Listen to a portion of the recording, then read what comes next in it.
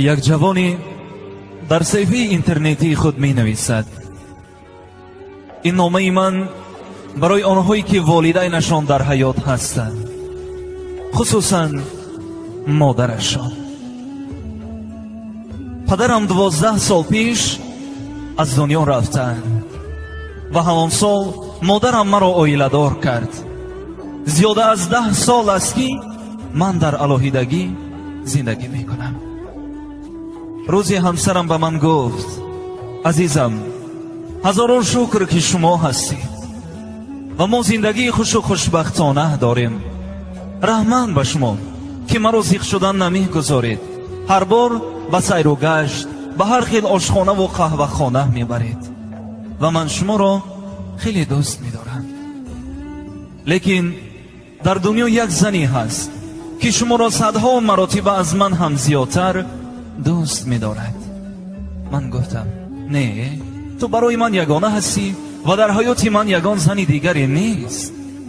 او گفت: گپ درباره مادر شما رفته ایستاده است. چی می شد که به سیر و گشت با آن جایهایی که مرا می برید همراه مادر روید؟ این سخنانی همسرم به من خیلی تاثیر کرد. بله، آخر طول 12 سال یگان مراتب با مادرم به فرصت ننشستم، او را به هیچ کجا نبردم. شاید از سبب سرکاریم باشد. البته هر بار به او زنگ میزنم، پیش او میروم، اما با وقتی تنگ.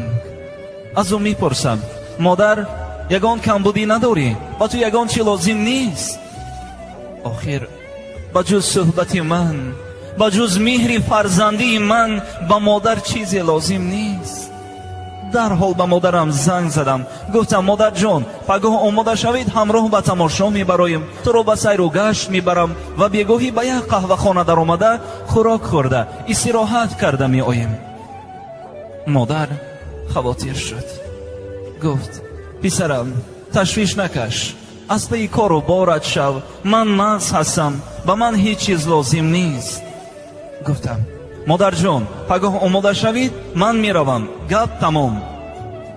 و روز دیگر به خانه این مادر رفتم.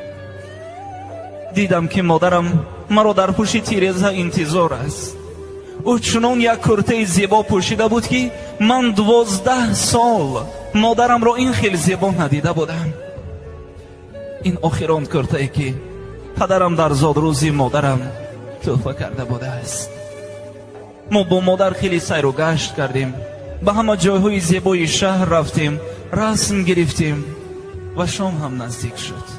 ما به همان آشخانه که من همراه عائله‌ام میرفتم با مادر در آمدیم. پیش خدمت به ما نامگوی خوراک ها را آورد.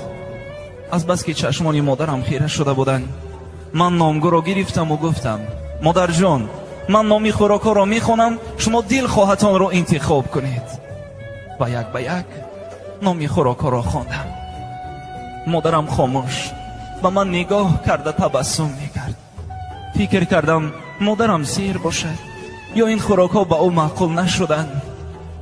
مادرم گفت: میدانی پسرم، دوره های کودکی تو به یادم آمد. من هر بار تو را به همین آشخانه می آوردم و عیناً به همین میز می نشستیم. از بس که تو خرد بودی، خوانده نمی توانستی، نام خوراک ها را من می خواندم، تو انتخاب می کردی. اشک از چشمانم جاری شد. ما با مادر یک جای خوراک خوردیم. درباره شادروان پدرم درباره کودکی های من نقل کرد. مادرم گفت: پسرم، رحمت به تو، من خود را خیلی خوشبخت می حسابم زیرا چنین فرزند دارم. و گفت: پسرم، دفعه آینده من تو را همراه عائلت به اینجا تکلیف می کنم و این دفعه ضیافت از حساب من است. و تبسم کرد. من او را برده به خانه ماندم. بعد به خانه خود رفتم که همسرم گفت: سیر و گشت چه خیر شد؟ استراحت ناز گذشت؟ مادر خرسند شدند؟ گفتم: رحمت به تو همسری عزیزم، اگر تو مرا هشدار نمی کردی و به من همین مصلحت را نمی دادی، من خود با تشویش کار و باری حیات آواره شده به مادرم اهمیت هم نمی دادم.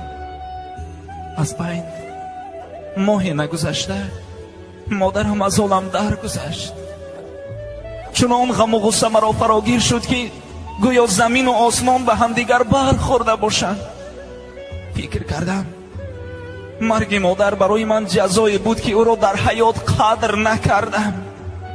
شب و روز فکر میکردم که یگان لحظه را به یاد دارم که کمی هم باشد به دلم تسکین بخشد.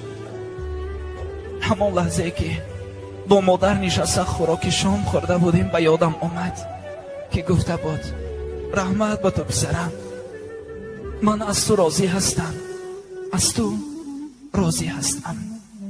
انا همین سخن مادر به من صبر و تمکین بخشید.